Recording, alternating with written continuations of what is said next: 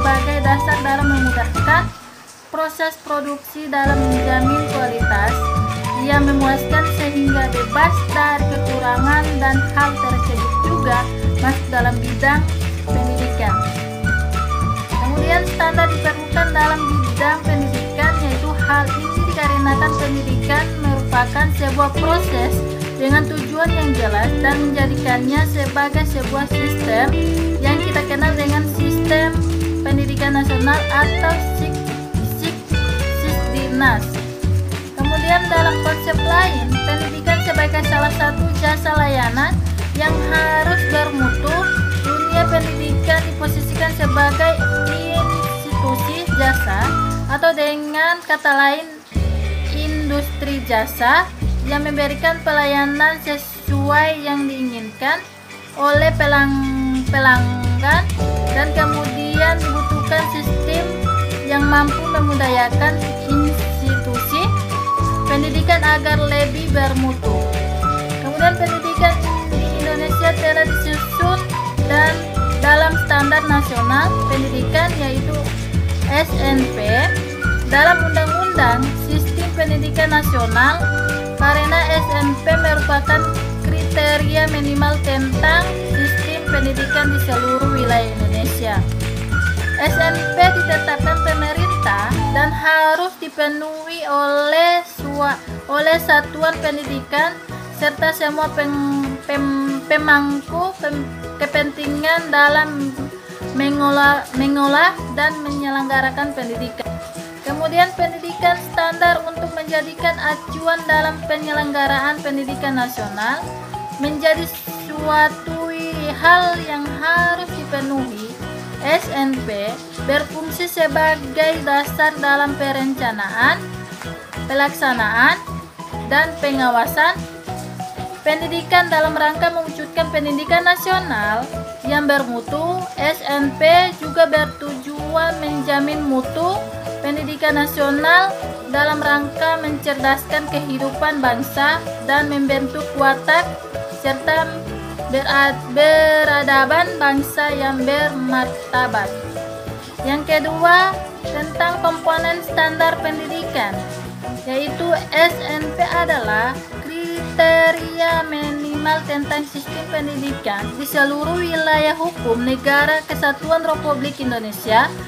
SNP digunakan sebagai acuan dalam pengembangan kurikulum, tenaga pendidikan, sarana dan prasarana, atau pengelolaan dan pembiayaan. Kemudian Undang-Undang Sisdiknas Pasal 32 Ayat 2 atau SNP terdiri dari 8 standar, yaitu standar kompetensi lulusan, standar isi, standar proses, standar pengelolaan, standar pendidikan dan tenaga kependidikan, standar evaluasi, dan standar pembiayaan, dan standar sarana dan prasarana. Hubungan antara standar tersebut. Menurut BSNP, 8 standar dikembangkan dan ditetapkan untuk mengukur, mengevaluasi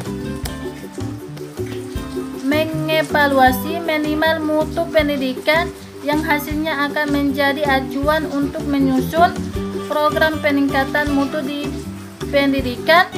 Pendidikan tetap dalam standar mutu sehingga setiap satuan pendidikan memiliki kesempatan yang sama dalam mendapatkan pendidikan bermutu.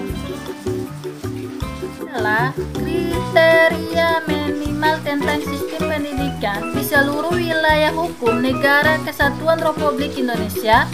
SNP digunakan sebagai acuan dalam pengembangan kurikulum, tenaga pendidikan, sarana dan prasarana, atau pengelolaan dan pembiayaan.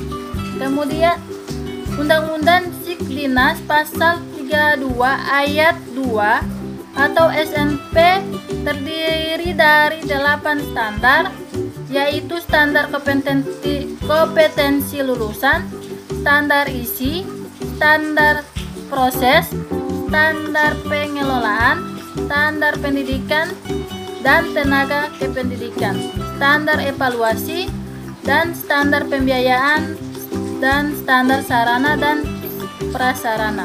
Hubungan antara standar tersebut. Menurut BSNP, 8 standar dikembangkan dan ditetapkan untuk mengukur, mengevaluasi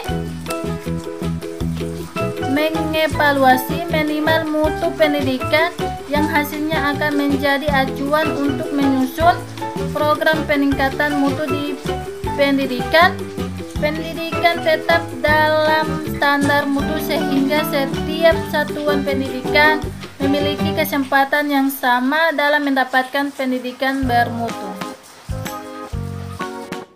Selanjutnya, menurut BSNP, 8 standar dikembangkan dan ditetapkan untuk mengukur, mengevaluasi, menilai mutu pendidikan yang hasilnya akan menjadi acuan untuk menyusun program peningkatan mutu pendidikan. Pendidikan tetap dalam standar mutu sehingga setiap satuan pendidikan memiliki kesempatan yang sama dalam mendapatkan pendidikan bermutu. Selanjutnya pertama ada kompetensi lulusan, kedua proses, ketiga isi, keempat penilaian, kelima PTK, keenam sarana prasarana, ketujuh pembiayaan, kedelapan pengelolaan. Yang ketiga ada tujuan akhir antara penjamin mutu di Indonesia. Menurut Deming menuliskan 14 ajuran dalam pelaksanaan manajemen mutu yang oleh Mukpendi 2005 dikontekstualkan dalam bidang pendidikan sebagaimana tercantum pada tabel berikut ini.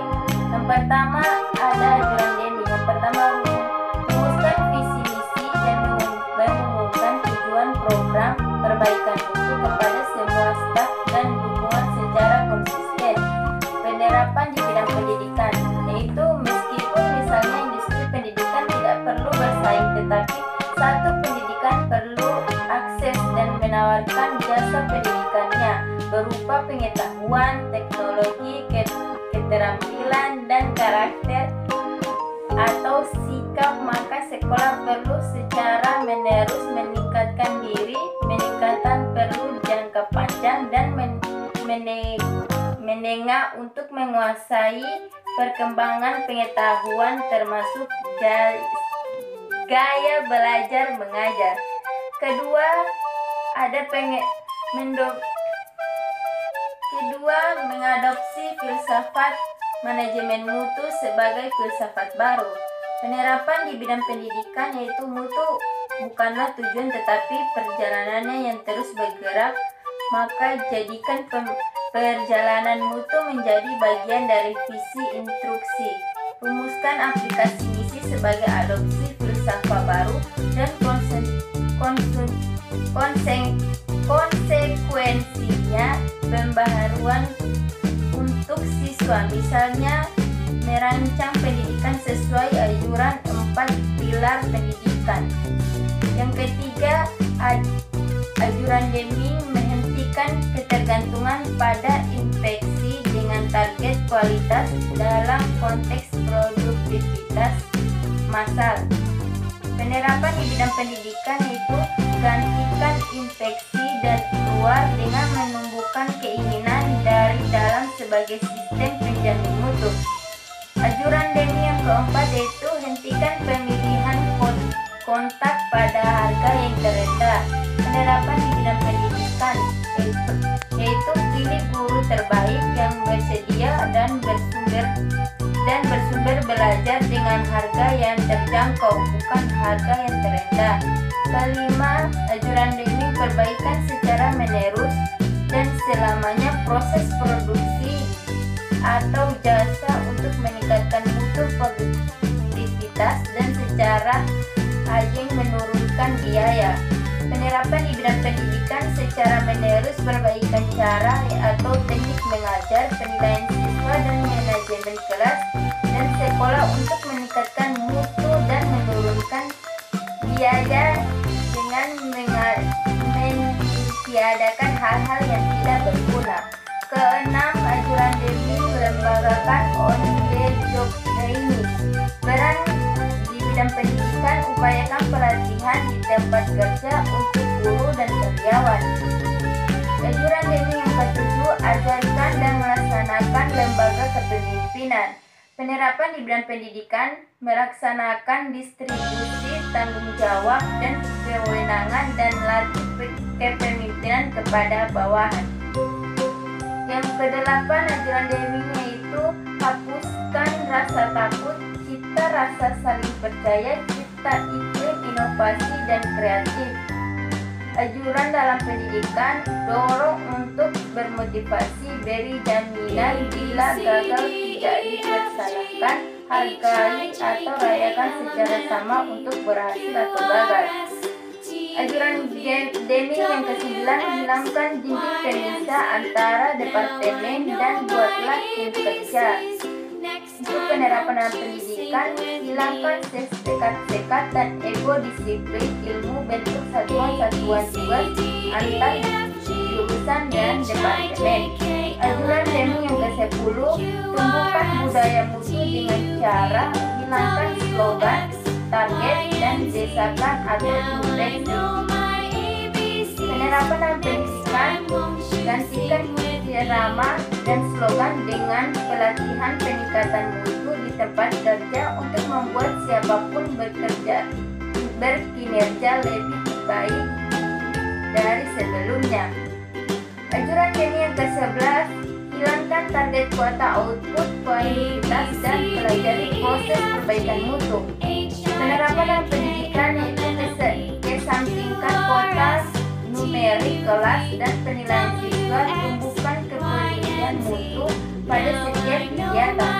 Ajuran Deming yang ke-12, hilangkan penghalang yang merampas kebebasan staf dalam melaksanakan keahliannya dan tumbuhkan rasa bangsa karyawan. Penerapan dalam pendidikan, dukung dan tunjukkan pengakuan terhadap inovasi dan keunikan di tempat kerja, hilangkan rintangan dan fasilitas ekspektasi. Ajuran Deming yang ke-13, giatkan program pemberdayaan dan self-employment. Penerapan dalam pendidikan, bangun mekanisme inklusi di mana setiap orang merencanakan jalur perkembangan dirinya dan bagaimana mencapainya. Ajuran Deming yang ke-14, ambil langkah-langkah transformasi. Penerapan dan pendidikan, melibatkan setiap orang dalam merumuskan visi dan tujuan. Melibatkan setiap orang dalam mendiplosa instruksi, perencanaan, dan melaksanakan rencana peningkatan mutu. Itulah materi dari kelompok pertama. Lebih kurangnya kami mohon maaf. Wabillahi taufiq wal hidayah. Assalamualaikum warahmatullahi wabarakatuh.